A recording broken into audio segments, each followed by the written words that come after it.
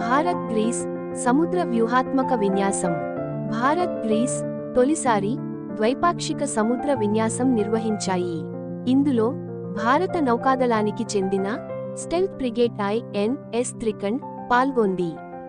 గ్రీస్లోని Salamis బే వద్ద విన్యాసం నిర్వహించారు. నేవీ సహకారం, పరస్పర అనుసంధానం కోసం ఈ విన్యాసం చేపట్టారు. UN లో పాలస్తీనాకు అనుకూలంగా ఓటేసిన భారత్, పాలస్తీనాలో శాంతి నెలకొల్పేందుకు UN జనరల్ అసెంబ్లీలో ఫ్రాన్స్ ప్రవేశపెట్టిన న్యూయార్క్ డిక్లరేషన్కు భారత్ అనుకూలంగా ఓటేసింది. మొత్తం 142 దేశాలు అనుకూలంగా, 10 దేశాలు వ్యతిరేకంగా ఓటేశాయి. గల్ఫ్ దేశాలన్నీ మద్దతు తెలపగా Israel, US, Argentina, Hungary, Micronesia, Papua New Guinea, Paraguay, Tonga, Palau, Nauru వ్యతిరేకించాయి. Global innovation index.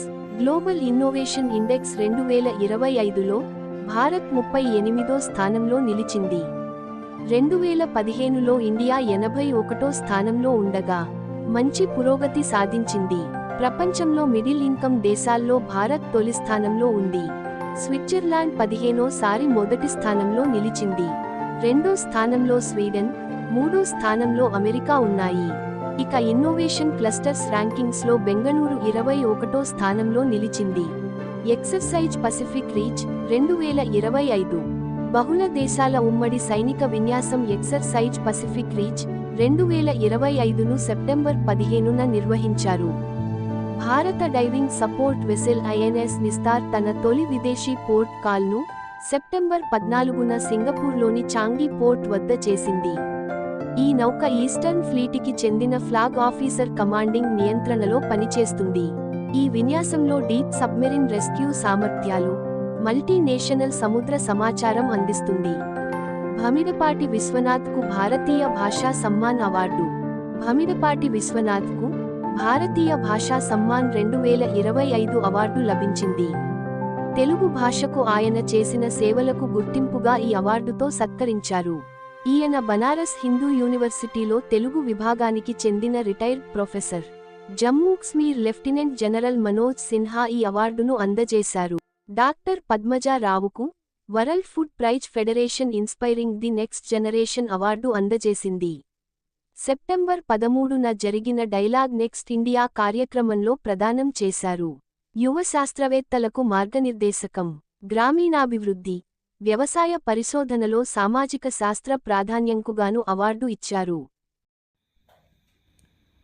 అంతర్జాతీయ ప్రజాస్వామ్య దినోత్సవం. ఐక్యరాజ్యం సాధారణ సభ 2007లో సెప్టెంబర్ 15ను అంతర్జాతీయ ప్రజాస్వామ్య దినోత్సవంగా ప్రకటించింది. 2008 నుండి ఏటా దీనిని నిర్వహిస్తున్నారు. తెలంగాణలో మొట్టమొదటి AI గ్రామం. తెలంగాణలో పెద్దపల్లి జిల్లా ముత్తారం మండలంలోని అడవి శ్రీరాంపూర్ గ్రామం రాష్ట్రంలో తొలి AI గ్రామంగా గుర్తింపు పొందింది. గ్రామంలో AI ల్యాబ్ను మంత్రి శ్రీధరబాబు ప్రారంభించారు. 100 AI కిట్లను విద్యార్థులకు పంపిణీ చేశారు. తెలంగాణలో మొట్టమొదటి AI గ్రామం ఏది అని క్వశ్చన్ అడిగితే కనుక అడవి శ్రీరాంపూర్ గ్రామం రాష్ట్రంలో తొలి AI గ్రామంగా గుర్తింపు పొందిందని మనం చెప్పవచ్చు. మోహన్ లాల్కు దాదాసాహెబ్ ఫాల్కే అవార్డు.